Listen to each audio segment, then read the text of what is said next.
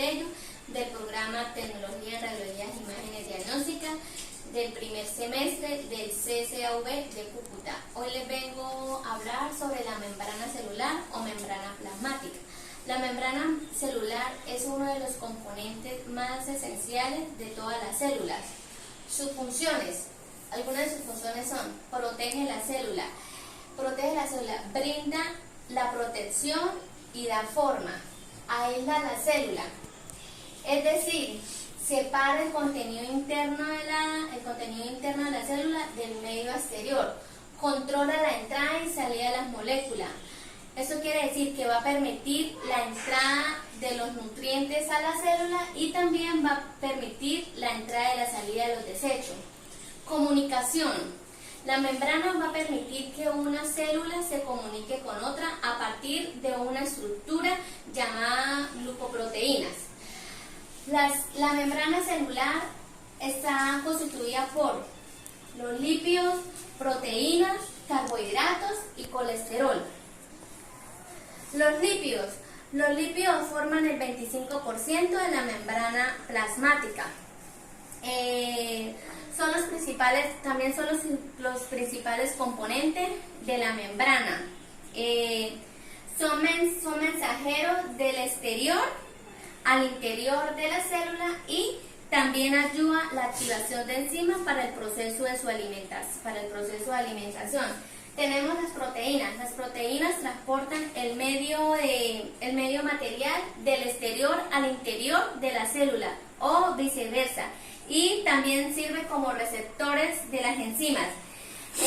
Las proteínas forman el 55% de la membrana plasmática. En las proteínas tenemos como las proteínas integrales y como las proteínas periféricas. En las proteínas integrales esto es el ingreso y salida de sustancias, y en las proteínas periféricas son las receptoras pueden recibir un tipo de sustancia de molécula o una señal. En los carbohidratos, presentan una superficie inmunitaria y también protegen las superficies de las células por unas posibles lesiones. En esas forman el 3% de la membrana plasmática. En el colesterol forman el 13% de la membrana plasmática y disminuye la capacidad de movimiento de los ácidos grasos y en ella produce un endurecimiento. Bueno, como venía, vamos a hablar sobre mecanismos de transporte de moléculas. El transporte de moléculas se divide en dos partes, que son transporte de moléculas de bajo peso molecular y transporte de moléculas de elevado peso molecular. En el transporte de moléculas de bajo peso molecular encontramos con el transporte pasivo y con el transporte activo. El transporte pasivo es pasivo porque la célula lo realiza sin consumo de energía. Es espontáneo a favor de un gradiente de concentraciones. Las moléculas pasan por que la membrana es permeable al agua y a las sustancias polares. El transporte también será más rápido. Cuanto más pequeña sea la molécula, puede ser por varios mecanismos. En el transporte de pasivo encontramos como la difusión simple. La difusión simple es si las moléculas son solubles en las membranas, como por ejemplo pequeñas moléculas como lípidas, el oxígeno y el nitrógeno, eso pueden atravesar directamente. Si se trata de moléculas polares u otros iones, eso pueden a través de proteínas o de canal de membranosos que permita su paso a una velocidad superior, difusión a través de la membrana. Encontramos también otro tipo como es difusión facilitada. En eso también se produce a favor de un gradiente que interviene unas proteínas de membranas dominadas permeases o proteínas, que son transportadoras o carrier que se unen a una molécula. También su conformación y la transporta hasta el otro lado de la membrana, donde ahí ellas se recuperan su conformación original. Los glúcidos, los aminoácidos y los nucleósidos tendrán este tipo de transporte.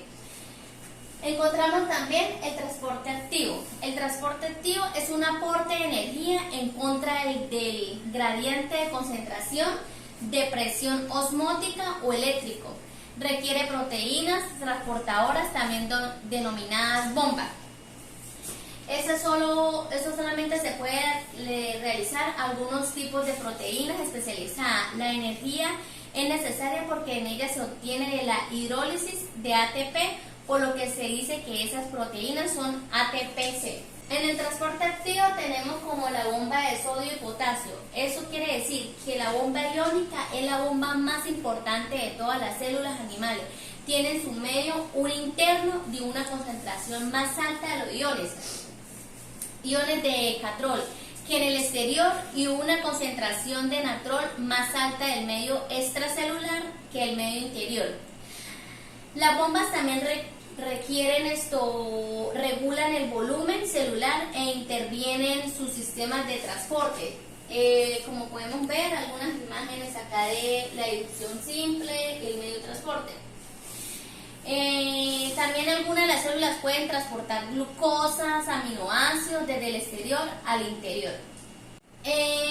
Tenemos el otro transporte que es de moléculas de elevado de peso molecular. En ellas encontramos unos mecanismos que son endocitosis, exocitosis y transitosis. La endocitosis es un proceso de partículas del medio extracelular se introducen en la célula. Lo hace mediante una investigación de la membrana, ya que en ella se engloban las partículas, y posteriormente se produce una estrangulación de invaginación, originándose unas vesículas, que entre ellas tenemos que son la pinocitosis, la fagocitosis y la medida por un receptor. Bueno, ¿qué es pinocitosis? Son las vesículas que contienen líquidos y partículas de disolución. En la fagocitosis, si las vesículas contienen partículas sólidas como microorganismos y restos celulares.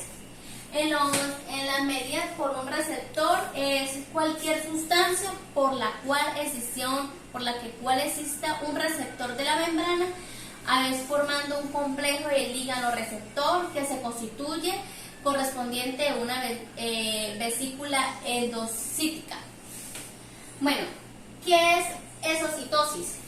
Exocitosis es el mecanismo por el cual las macromoléculas del interior del celular salen del medio exterior. También es dominado por vesícula. La membrana de la célula y la membrana de la vesícula se fusionan. Toda célula existe un equilibrio entre la exocitosis y la ganancia de la membrana. Y la endocitosis es la pérdida de la membrana para mantener y asegurar el volumen celular. Transitosis. Transitosis, ¿qué quiere decir? Que es el proceso mediante el cual la macromolécula atraviesa una célula dentro de él, un polo al otro polo de la célula, sin sufrir una transformación alguna. Implica un doble mecanismo de endocitosis. Bueno, compañeros, como pueden ver, ese es pues el tema de la membrana celular y también el mecanismo de la transporte de moléculas. Muchas gracias.